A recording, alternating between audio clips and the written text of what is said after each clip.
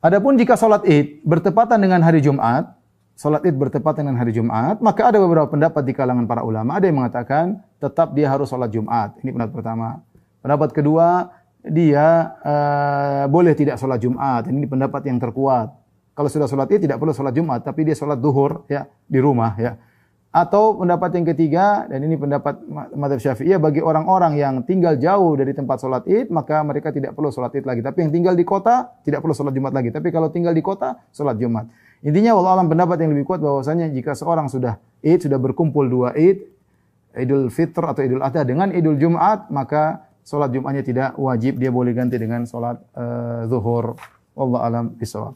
Kami sampaikan kepada Ibnu Abbas, ini Atha bin Abi Rabah ini kok tidak sholat Jumat, tapi paginya sudah sholat Id. Apa benar ini? Lanjut katanya Ibnu Abbas. Maka ia berkata, ya, dia telah mengerjakan sunnah. Nah, Atha bin Abi Rabah itu mengikuti sunnah Nabi. Jadi tidak ikut sholat Jumat, asalkan dia sudah sholat Id. Nah, seperti itu ya. Baik, katanya para ulama, perhatikan ibu-ibu, Bapak Ibu sekalian, sholat Jumat itu bagi laki-laki wajib tidak? Wajib. Katanya para ulama, mana mungkin sesuatu yang wajib itu bisa gugur, kecuali yang bisa menggugurkan adalah sesuatu yang wajib pula. Kalau sholat itu hukumnya sunnah, Idul Fitri hukumnya sunnah, mana mungkin bisa menggugurkan Jumatan yang wajib bagi laki-laki. Yang bisa menggugurkan itu kalau ada hukum yang sama-sama wajib. Berarti sholat Id wajib. Buktinya bisa menggugurkan Jumatan. Yaitu katanya para ulama. Sehingga naik. Dulunya sunnah, naik peringkat menjadi fardu ain. Jadi kalau ditinggalkan, dosa. Berarti kalau telat Ustaz, misalnya kita datang pas khutbah, kita nggak sempat ikut sholat karena khutbah Idul Fitri itu setelah sholat, beda sama Jumatan. Kalau Jumatan itu kan sebelum sholat khutbah. Bagaimana ini? Katanya para ulama, dengarkan khutbah dulu, setelah khutbah tetap sholat di tanah lapang itu 2 rakaat. Lah kayak tontonan uang, ya sudah, ya salah Anda sendiri. Ya apa sekarang?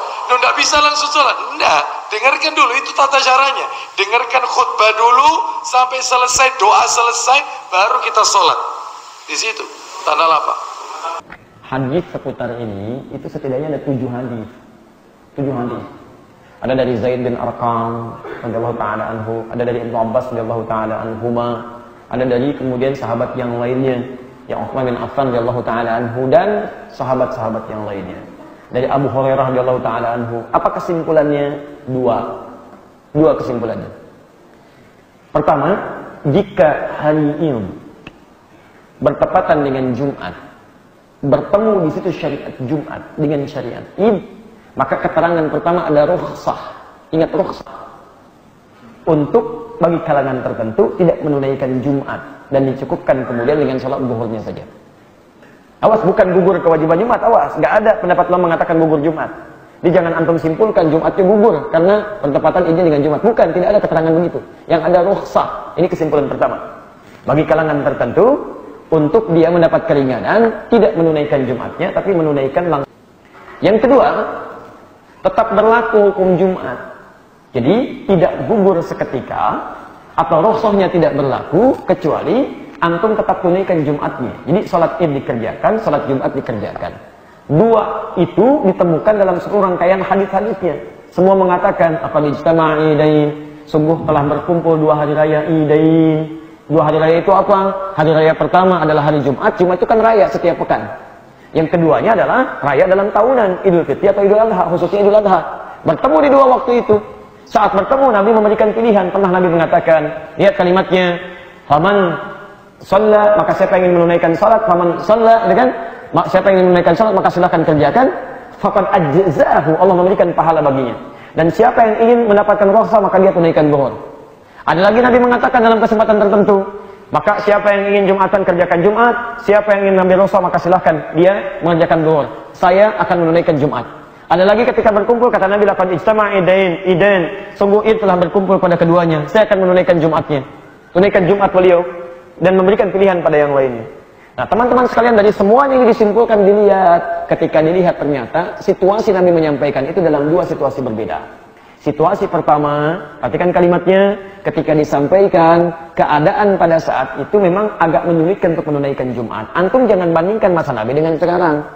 Zaman sekarang enak, mau nyembeli, fasilitas ada, nyaman, kebersihan bisa cepat, pakaian bisa banyak, bersih-bersih bisa cepat. Antum kondisikan zaman Nabi. Mau nyembeli hewan, di awal-awal masa Islam, nyembeli hewan.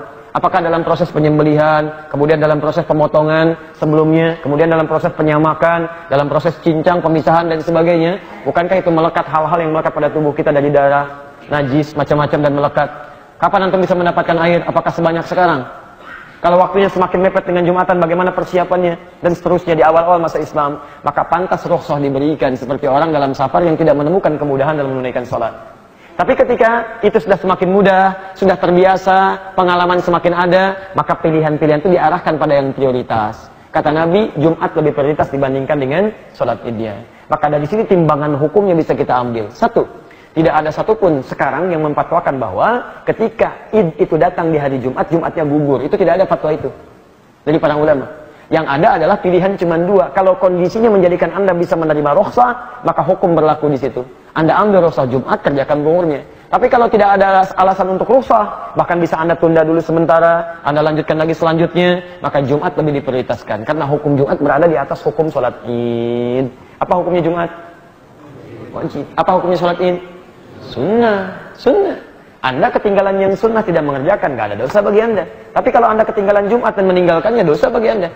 Maka itu yang di atas lebih diprioritaskan. Kalau saya memilih tetap mengerjakan yang Jumatnya dan mengerjakan yang idnya. Jangan dibalik. Saya pernah punya teman dari Afrika. Itu Masya Allah. Kalau Jumatan, ada sifat malas bagi dirinya. Tapi satu kali dalam masa id, dia ketiduran. Begitu bangun orang sudah kembali dari id. Marah-marah. Gimana untuk id? Kenapa saya nggak dibangunkan? Kenapa saya dibangunkan? Teman-teman bilang, antum nih gimana? Jumat yang wajib, antum santai. Ketinggalan sholat id yang sunnah, antum marah-marah. Akhi, kalau Jumatan, tiap pekan ada. Kalau sholat id, setahun nunggunya. Masya Allah. Nah, kalimat itu tidak tepat sebagai hujah. Tidak tepat sebagai hujah. Jadi kalau ingin menimbang hukum, bukan masalah waktunya. Yang ditimbang adalah kekuatan prioritas hukumnya. Paham? Dan yang kedua adalah situasi yang sedang kita alami dalam kondisi kita mengamalkan amalannya. Sekira itu yang bisa